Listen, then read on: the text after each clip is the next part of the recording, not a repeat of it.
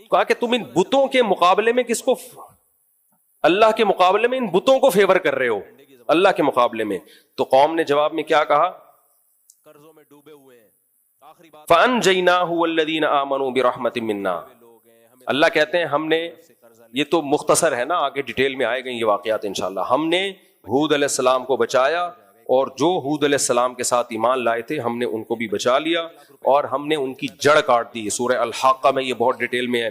پھر جب یہ قوم تباہ ہوئی ہے، جو ایمان لائے ان کو بچا لیا اللہ نے. وَإِلَىٰ ثَمُودَ أَخَاهُمْ صَالِحًا. اللہ کہتے ہیں پھر قوم سمود کی طرف صالح علیہ السلام کو بھیجا. صالح علیہ السلام نے بھی یہی بات کی، یا قوم اعبدوا اللہ، اللہ کی عبادت کرو، اللہ کے سوا کوئی معبود نہیں ہے. تمہارے پاس ایک معجزہ بھی آ گیا ہے، پہاڑ سے ایک اونٹنی نکالی انہوں نے، لیکن یہ اللہ کی اونٹنی ہے، اب اس کو بری نیت سے مت دیکھنا، کوئی قتل وتل کی کوشش مت کرنا. اور پھر کہا وَاذْكُرُوا إِذْ جَعَلَكُمْ خُلَفَاءَ مِن بَعْدِ عَادٍ. دیکھو ایک قوم عاد ہوا کرتی تھی، اس کے واقعات تم اپنے باپ دادوں سے سنتے ہو، کیسے تباہ کر دیا، وہی حرکتیں تم مت کرنا. وَبَوَّأَكُمْ فِي الْأَرْضِ. اللہ نے زمین میں تمہیں ٹھکانہ دیا ہے.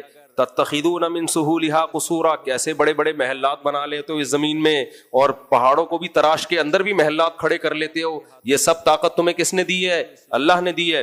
فَاذْكُرُوا آلَاءَ اللَّهِ. اللہ کی نعمتوں کو یاد کرو، زمین میں فساد مت مچاؤ. تو کیا جواب ہوا؟ قَالَ الْمَلَأُ الَّذِينَ اسْتَكْبَرُوا مِن قَوْمِهِ. وہاں بھی یہی مسئلہ، قوم میں جو بڑے بڑے متکبر لوگ تھے، جن کی توندیں بھری ہوئی تھیں، وہ کہنے لگے، کمزور لوگوں سے جو ایمان لائے تھے ان سے کہنے لگے، کیا تم سمجھتے ہو کہ صالح اللہ کے پیغمبر ہیں؟ ایمان والے کہنے لگے ہم تو یقین لے آئے ہیں یہ اللہ کے پیغمبر ہیں، ان کی تعلیمات، ان کے معجزے، ان کی سیرت ہمارے سامنے ہے، جھوٹے لوگوں کی ایسی سیرت نہیں ہوتی. تو کہنے لگے نہیں بھائی ہم تو کافر ہیں، ہم نہیں مانیں گے. اور پھر بالآخر انہوں نے اونٹنی کو بھی کاٹ ڈالا، مار ڈالا. تو اللہ فرماتے ہیں اور کہنے لگے یا صالح ائتنا بما تعدنا. اے صالح جو عذاب کا تو وعدہ کرتا ہے لے آ. سائنس ہے نا، سائنس کیا تھی؟ سائنس. ان کے بھی سائنسدان کہہ رہے تھے کہ سائنسی لحاظ سے کوئی عذاب کے چانس نظر نہیں آ رہے. اسلام آباد یونیورسٹی کے ایک ایتھیسٹ پروفیسر ہیں، وہ اس طرح کی بکواسات کرتے رہتے ہیں. کہتے ہیں گیند کا کام ہے نیچے آنا، گریوٹی کی وجہ سے نیچے آئے گی، تو ایسا نہیں ہو سکتا کہ خدا اس کو اوپر لے جائے. اللہ نے ایک قانون بنا دیا تو نیچے ہی آئے گی. تو ہم کب کہہ رہے ہیں کہ اوپر جائے گی؟ لیکن جب اللہ اوپر لے جانا جائے گا، لے جانا چاہے گا، تو کسی کا باپ بھی نہیں روک سکتا. سمجھ رہے ہو؟ یہ قرآن کہہ رہا ہے کہ یہ فزکس کے لا اللہ کہہ رہے ہیں میں نے بنائے ہیں، میں جب چاہوں ان لاز کو توڑ سکتا ہوں. تو اس خوش فہمی میں نہ رہنا کہ وہ بنا کے کمزور ہو گیا ہے کہ اب اس کے علاوہ کچھ کر نہیں سکتا وہ.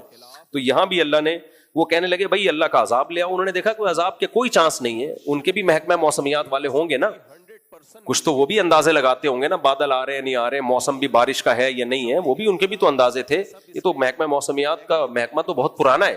قالوا انا بما ارسل به مؤمنون. تو کیا ہوا؟ پھر دھمکی دینے لگے کہ آپ لے آؤ اللہ کا عذاب. فاخذتهم الرجفہ. ایک زلزلے نے ان کو پکڑا. فاصبحوا فی دارہم جاثمین. اپنے گھروں میں اودھے پڑے ہوئے ملے، سارے برباد کر دیا. فتولی عنہم.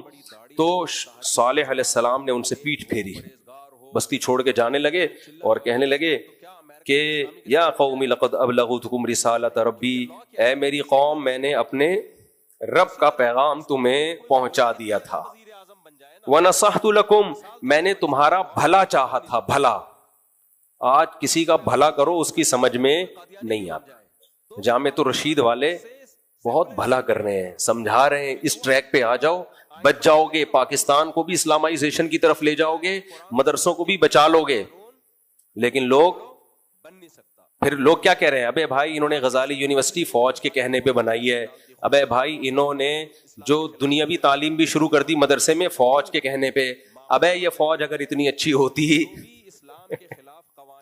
تو پھر تو مسئلہ ہی ختم ہو گیا. کوئی کامن سینس، کچھ اور الزام لگا دو یار. سرکاری لوگ اتنا اچھا ادارہ چلاتے ہیں، کہتے ہیں سرکاری مولوی ہیں، درباری مولوی ہیں. وہ سرکاری لوگ، درباری لوگ، ان کی آؤٹ پٹ یہ ہوتا ہے، ان کا وہ کوئی اچھا ادارہ، کوئی سرکاری ادارہ آپ نے دیکھا اچھا چلتا وہاں؟ تو عجیب. کیا میں اس موضوع پر مزید بات کروں؟ آپ رائے کا اختلاف ضرور کرو. آپ بولو بھائی وہ جس ٹریک پہ کام کر رہے ہیں وہ ٹھیک نہیں ہے، تو آپ کسی اور ٹریک پہ کام کر لو. مقصد سب کا کیا ہے؟ اور وہ دوسرے مدارس کی نفی تھوڑی کر رہے ہیں. وہ یہ تھوڑی کہہ رہے ہیں یہ باقی مدرسے غلط ہیں, وہ کہہ رہے ہیں یہ بھی ضروری ہے, لیکن اس ٹائپ کا بھی مدرسہ ہونا ضروری ہے, وہ بھی ضروری ہے. کبھی آج تک ایک لفظ انہوں نے اس کے خلاف نہیں کہا. بس ہر وقت تو خیر خواہی پسند آتی نہیں ہے میرے بھائی. تو کیا کہا نوح علیہ السلام نے, صالح علیہ السلام نے کہا وَنَصَحْتُ لَكُمْ, اے میری قوم میں نے تمہارا بھلا چاہا تھا, وَلَٰكِن لَا تُحِبُّونَ النَّاصِحِينَ, تم بھلا چاہنے والوں کو پسند نہیں کرتے. آگے وَلُوطًا إِذْ قَالَ لِقَوْمِهِ, اللہ کہتے ہیں اس کے بعد پھر قوم لوط آئی. لوط علیہ السلام کی قوم میں لڑکوں سے بدفعلی, یہ پہلی دفعہ اس زمین پر یہ ہوا تھا. اس سے پہلے کبھی بھی لڑکوں سے بدفعلی کا گناہ نہیں ہوا, کیونکہ یہ نیچرل ہے ہی نہیں, اس کی طرف کبھی کسی کی توجہ جاتی نہیں ہے. تو فرمایا تاتون الفاحشۃ ما سبقکم بها من احد من العالمین, تو وہ جرم کر رہے ہو جو تم سے پہلے زمین میں کسی نے کیا ہی نہیں ہے, کوئی اس کی مثال ہی نہیں ملتی, خود اس جرم کو تم نے ایجاد کیا. انکم لتأتون الرجال شہوۃ من دون النساء, عورتوں سے شادی کرتے نہیں ہو اور مردوں سے خواہش پوری کرتے ہو. اور بل انتم قوم مسرفون, حد سے تجاوز کرنے والے قوم ہو. تو قوم کے پاس کیا جواب تھا؟ سائنسی ترقی کی کوئی بات کرو آپ, وہ اس کا پرسنل معاملہ ہے. میں نے بتایا تھا نا, گورے نے مجھ سے الجھنا شروع کیا کہ بھئی دو آدمی اگر یہ کر رہے ہیں تو کیا ہے اس میں, اب ایسے دکھاؤ گے تو کیا ہے, کچھ بھی نہیں ہے. بغیرتی محسوس ہونے والی چیز ہے, بتائی جانے والی چیز نہیں ہے. ایسے تو پھر اور بھی کچھ مثالیں پھر وہ بھی کر لو. تو گورا بھی تو کس ایک لمٹ ہے نا, اس کو آ کے کہے گا نہیں یہ واقعی بغیرتی ہے, حالانکہ وہ کیوں بغیرتی ہے, اس کو بھی بغیرتی بھائی محسوس ہونے والی چیز, جب غیرت ہوتی ہے تو بغیرتی محسوس ہوتی ہے, غیرت ہی ختم ہو جائے تو بغیرتی محسوس نہیں ہوتی.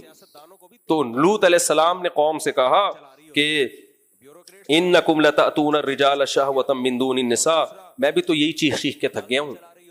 لوگ کہتے ہیں مفتی شادی شادی شادی شادی کرتا رہتا ہے, تم اگر اتنے نیک ہوتے نا کہ ساری زندگی اپنے آپ کو عورت سے بچا کے رکھ لیتے, پاکیزہ نیک پرہیز خرامہ چلتے, نظریں جھکی رہتی. لوگ کہتے ہیں نا مفتی نے ٹھرکی بنا دیا لوگوں کو, ٹھرکی پہلے سے ہیں, اور جو میرے خلاف یہ باتیں کر رہے ہوتے ہیں وہ ٹھرک کی انتہا کو پہنچے ہوئے ہوتے ہیں. ان کو تکلیف یہ نہیں ہے کہ مفتی نے ٹھرکی بنا دی ہے, نا نا نا نا نا, ان کو تکلیف یہ ہے کہ حرام کاری سے ہٹا کے جو لیگل راستہ ہے, جو پاکیزہ لوگوں کا راستہ ہے, جو پیغمبروں کا راستہ ہے, وہ راستہ دکھا دیا ہے. سمجھ رہے ہو؟ ورنہ بچہ جب بالغ ہوتا ہے تو ٹھرک کے ساتھ ہی بالغ ہوتا ہے وہ. نہیں آئی میرا خیال ہے بات سمجھ میں. آپ مجھے ایک بات بتاؤ, حکومت کیوں کہتی ہے روزگار ضروری ہے, روزگار, ہم اتنے لوگوں کو روزگار دیں گے, روزگار دیں گے. بھائی روزی سے کیا ہوگا, لوگ روٹی کھائیں گے, پیٹ بھریں گے. تو آپ لوگوں کو ٹھرکی بنا رہے ہو, روٹیوں کے پیچھے بھگا رہے ہو, یہ دلیل صحیح ہوگی؟ نہیں بھائی اس لیے روزگار ضروری تاکہ لوگ حلال پیسوں سے روٹی کھائیں, کیونکہ روٹی تو کھانی ہی کھانی ہے. حلال نہیں ہوگا, روزگار نہیں ہوگا تو ڈکیتیاں کریں گے. تو شادیاں سوسائٹی میں نہیں ہوگی تو ایسا نہیں اتنے نیک شریف کے سارے جا کے بیٹھے رہیں گے خربوزے کھا کے اور زندگی ہنسی خوشی گزاریں گے. اتنے نیک نہیں ہیں, یہ حرام کاری میں لگیں گے جس سے ہمارا خاندانی نظام تباہ ہوگا, گردے گھوڑے پیدا ہوں گے سوسائٹی میں. تو اس لیے ہم بار بار شادی شادی شادی لگا کے رکھتے ہیں, اور ہمیں اپنے لیے نہیں آپ کے لیے لگا رہے. اور میں پھر بات بتاؤں, جس آدمی نے سوسائٹی میں کوئی تبدیلی لانی ہوتی ہے تو وہ جنونی بن کے ہی کام کرتا ہے. وہ صرف ایک دو دفعہ رپورٹ نہیں پیش کر دیتا کہ اسلام میں 4 شادیاں بھی ہیں, اس کو بار بار ٹاپک کو چھیڑنا پڑتا ہے, اتنا کہ لوگ مانوس ہو جائیں. تو یہ میری مجبوری ہے, میں مرتے دم تک شادی کرتا رہوں گا. کرتا کا مطلب باتیں کرتا رہوں گا, اپنی تو ہو گئی ہیں, اپنی تو ہو گئی. آگے چلتے ہیں ہم جلدی بس یہ ہم مکمل کر لیں. تو لوط علیہ السلام نے کہا کہ